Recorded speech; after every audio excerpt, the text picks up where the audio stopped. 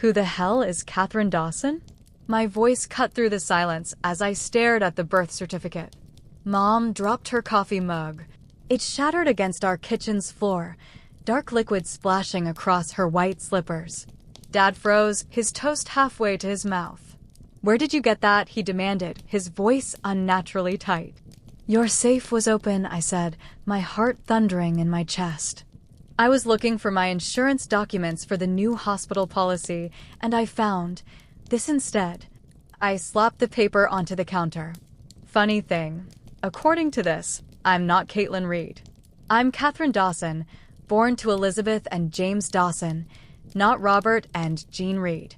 Mom stepped over the broken ceramic, reaching for the paper. "Honey, we were going to tell you when."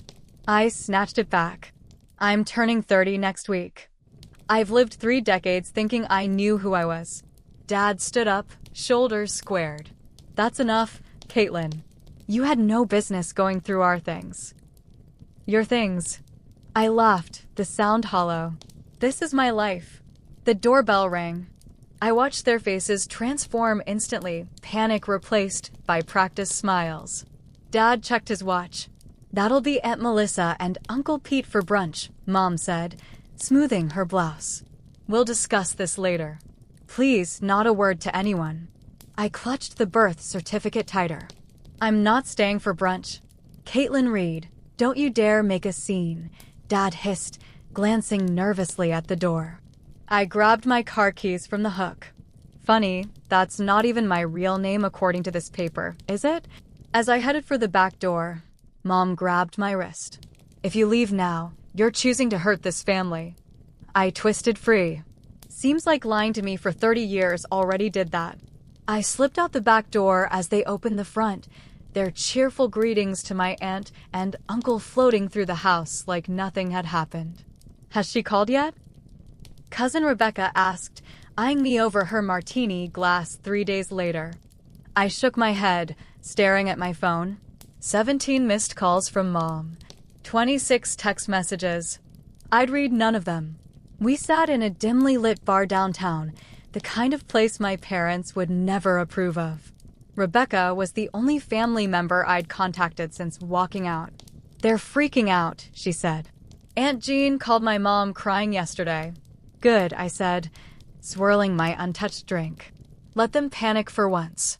Rebecca fidgeted with her napkin. "Maybe you should talk to them. Hear their side, their side." I snapped. "There's no side to lying to your kid her whole life."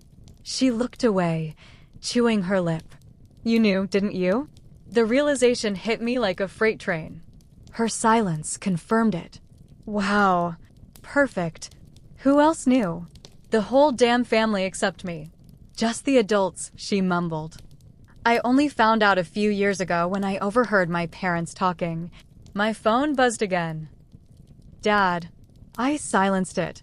"They're coming to your apartment tomorrow," Rebecca blurted out.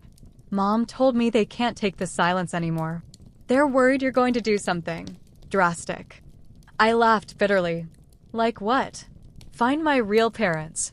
Her expression shifted, pity, alarm, something else I couldn't place. "Wait." I set my glass down hard. "Do they know where my birth parents are? Are they alive?" Rebecca grabbed her purse. I shouldn't have said anything. "I need to go." I grabbed her wrist as she stood. "Rebecca, what aren't you telling me?" She pulled away. "Just talk to Aunt Jean and Uncle Robert, okay? This isn't my story to tell." She tossed $30 on the table. "I'm sorry, Kate." "Really?" I watched her hurry out, then pulled out the birth certificate, now creased from constant folding and unfolding. Catherine Dawson. Born St. Mary's Hospital, Seattle. My birth date matched what I'd always known, but everything else was foreign territory. I signaled for the check. I had research to do. I waited for them in my apartment, laptop open on the coffee table displaying the search results I'd found. When the doorbell rang, I took a deep breath before answering. Mom rushed in first, arms outstretched. "Oh, sweetheart, we've been so worried." I stepped back, avoiding her embrace. "Come in and sit down." Dad entered more cautiously, his eyes surveying my apartment like he was searching for evidence of my mental state. Caitlin, this isn't how adults handle conflict. Funny coming from adults who've been lying for 30 years, I replied. Sit down. They perched awkwardly on my couch. Mom's eyes were puffy from crying, Dad's jaw tight with tension. I did some research, I said, turning my laptop toward them. Elizabeth Dawson died in childbirth. James Dawson died in a car accident 3 years later. According to his obituary, he was survived by his daughter, Catherine. Mom flinched. Dad placed his hand over hers. What I can't find, I continued, is how Catherine Dawson became Caitlin Reed. There's no adoption record I could access.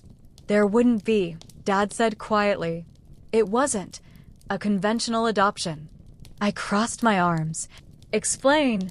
Mom took a shaky breath. We couldn't have children. We tried for years, multiple rounds of IVF. Each failure crushed us more. We were on a waiting list, Dad continued, but it was years long. Your mother was falling into depression. Your father worked with James, Mom said. We'd met a few times at company events. When Elizabeth died, we helped him with baby things sometimes. Then when he had the accident, her voice cracked. Dad squeezed her hand. He had no family, no will. The state was going to put you in foster care. So you just took me? My voice rose incredulously. We applied for emergency guardianship, Dad corrected. But there were complications with paperwork. James had debt. There were questions about insurance from the accident.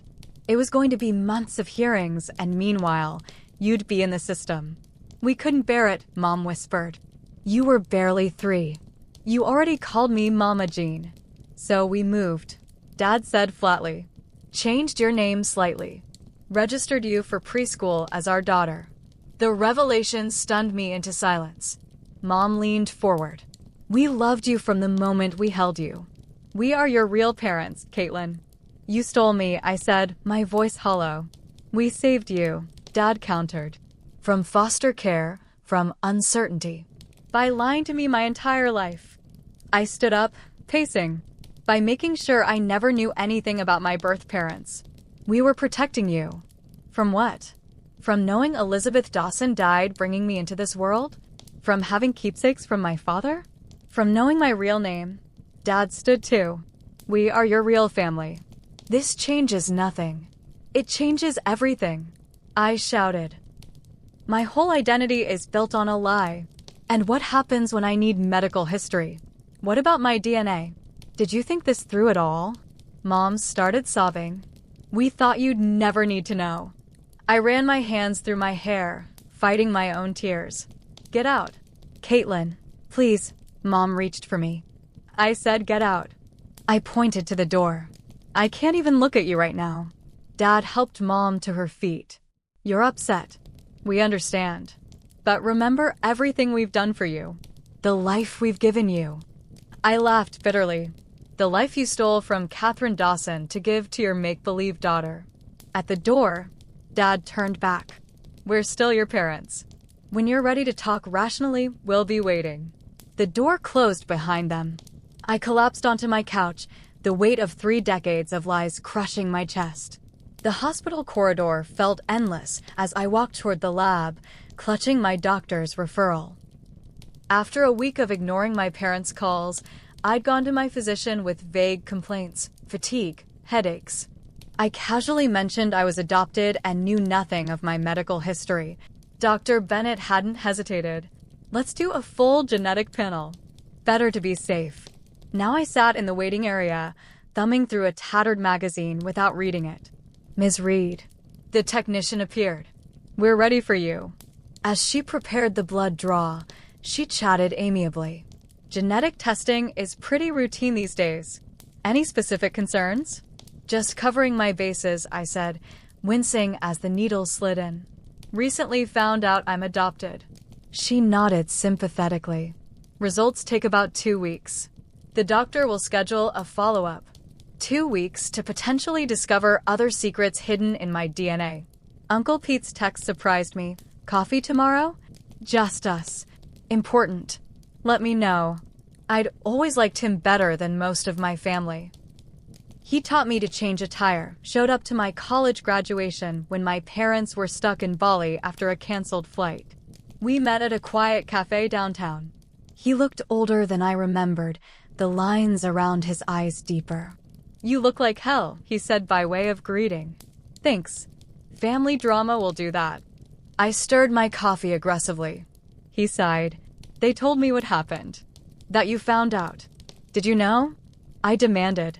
He nodded slowly. "Not at first. Not until you were about 10. There was a scare when you needed your tonsils out. Blood type questions came up." I shook my head in disbelief. "And you just went along with it? What was I supposed to do?"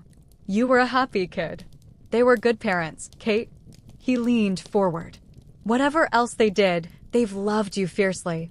Love isn't enough to justify a lifetime of lies," I countered. "No," he agreed, surprising me. "It isn't. That's why I'm here." He slid a manila envelope across the table. "What's this?" "Things your parents don't know I have. Your dad, James, was my friend too, before I even knew Robert. We were in the same poker group." His eyes grew distant. "After the accident, I helped clear out his apartment before the landlord claimed everything. Save some things I thought Catherine might want someday." My heart raced as I opened the envelope. Inside was a small bundle of photos, a delicate silver chain with a locket, and a folded letter. He wrote that the week before he died, Uncle Pete said softly, "To you. Asked me to mail it on your 18th birthday. But you didn't," I said, turning the sealed envelope in my hands. "By then, you were Caitlin Reed. Had been for 15 years. Opening that door seemed cruel." He looked genuinely torn. "Maybe that was wrong. I don't know anymore." I stared at the items, these artifacts of a life I should have known. "Thank you for keeping these. Your parents will be furious I gave them to you." "They're not." I stopped myself. Despite everything, Robert and Jean Reed were the only parents I'd ever known. They'll get over it. Uncle Pete squeezed my hand. "Family's complicated, kiddo. But it's still family." I nodded, unable to speak past the lump in my throat. The test results came back faster than expected. Dr. Bennett's face was grave when I entered her office. "I'm afraid I have concerning news," she said without preamble. "You have a genetic marker for Lynch syndrome." My mouth went dry. "What's that?" "It's a hereditary condition that increases your risk for certain cancers, particularly colorectal and endometrial." She pushed a pamphlet toward me. "With your family history unknown, we should start screening immediately." How serious is this? "With proper monitoring, very manageable. But we need to know if any biological relatives had early onset cancers. That would significantly impact your risk profile." I laughed hollowly. "Well, that's going to be difficult." She looked at me sympathetically. "Is there any way to access your biological family's medical records?" "My birth parents are both dead," I said flatly. "And apparently I was basically kidnapped, not legally adopted, so there's no paperwork trail." Her eyes widened slightly. "I see. Well, we'll work with what we have." I left with a folder of information, a referral to a genetic counselor, and a new layer of urgency to my identity crisis. I finally opened James Dawson's letter alone in my apartment, hands trembling. "My dearest Catherine, if you're reading this, you've become the young woman I always knew you would be. I'm writing this just in case, though I plan to be around to tell you all this in person. You are the best of your mother. She was brilliant, kind, and fierce, just like you already are at 3 years old. Her last words were your name. She loved you instantly and completely. I'm not perfect.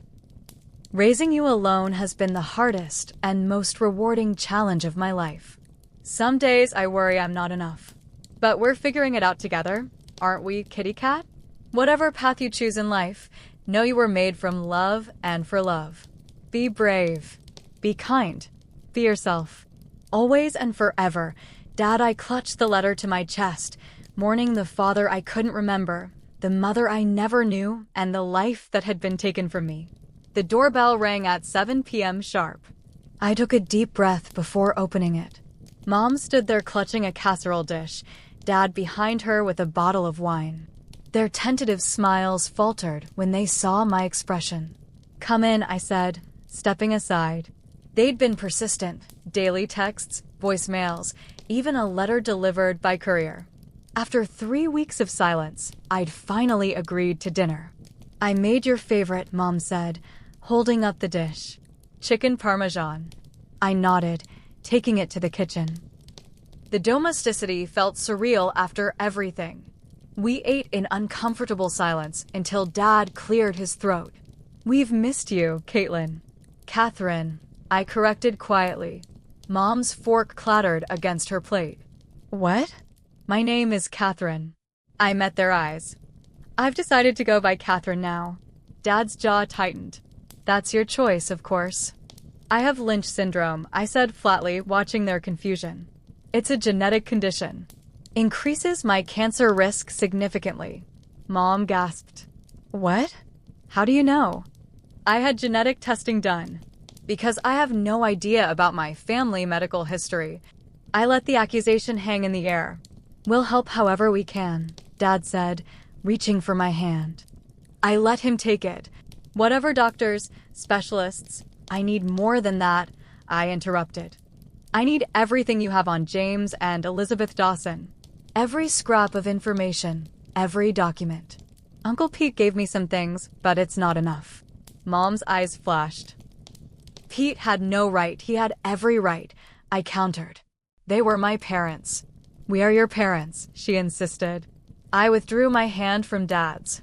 "Biologically, no. Legally, apparently no. You're the people who raised me. On a foundation of lies." "Catherine," Dad said, testing out my name. "We made mistakes. Terrible mistakes. But everything we did came from love. And fear," I added.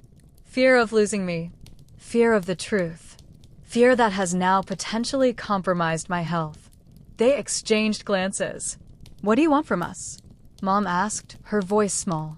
"The truth. All of it. And then I need space to figure out who Catherine Dawson is." I took a deep breath. "I've applied for a legal name change. I'm taking a leave of absence from work. And I'm seeing a therapist to process all this." Dad looked stricken. "Are we losing you?" The question hung in the air, heavy with 3 decades of complicated love and betrayal. "I don't know," I answered honestly. "That depends on whether you can accept that your daughter is actually Catherine Dawson, not just the Caitlin Reed you created." "You're our daughter, whatever name you use," Mom whispered. I nodded, not trusting myself to speak. 6 months later, I stood at James and Elizabeth Dawson's graves, placing fresh flowers on each. Through my parents' reluctant help and my own research, I'd pieced together more of my story. Elizabeth had been a talented pianist. James had been working on a children's book inspired by me. My phone buzzed with a text from Rebecca. "Family dinner tonight. Uncle Pete's making his famous ribs. Mom said to tell you there's a place for you if you want it." I traced my birth name on my father's headstone. "I think they're trying," I told him. "In their way. It's complicated." The cemetery was peaceful, autumn leaves drifting around me. I'd found an old recording of my mother playing Chopin. Sometimes I played it before bed, wondering if some part of me remembered her touch, her voice. I texted back, "I'll be there. Save me some cornbread." I wasn't Caitlin Reed anymore. I wasn't exactly Catherine Dawson either. I was somewhere in between, a woman learning to integrate 2 histories, 2 names, 2 sets of parents into one complex identity. As I walked back to my car, I touched the locket at my throat, Elizabeth's locket, now mine. Inside was a tiny photo of my birth parents holding newborn me, alongside a recent picture of all of us, me in the center, flanked by Robert and Jean Reed. My family, chosen and biological, present and absent. Complicated, flawed, and mine. I'd spent 30 years not knowing who I really was. Now I had the rest of my life to find out. Let me know your thoughts in the comments below.